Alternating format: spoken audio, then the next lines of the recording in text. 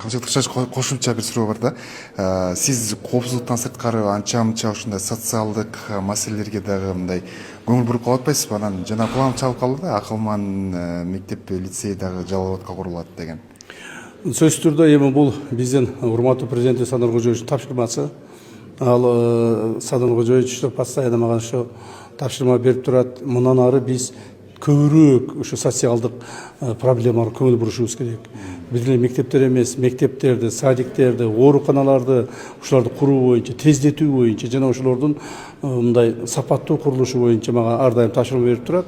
Ошондуктан мен регионубуздун, то есть мамлекетибиздин бардык региондорунда ушул маселелерге көптөгөн убактымды, күчүмдү жана мүмкүнчүлүгүмдү жумшап атам. Акылман лицейи боюнча Жалал абад облусунда биз азыр акылман лицейин курабыз. Эң чоң акылман лицейи болот.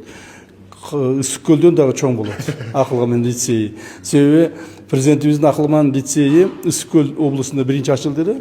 Азыр эми Жалал абадта ачылып атат. То есть аны да кура баштадык. Урматтуу президентибиздин тапшырмасы негизинде Кудай буйрса эмдиги жылкы окуу жайына, то есть окуу жылына биз берип калабыз деп ойлойбуз. Чоң Рахмат.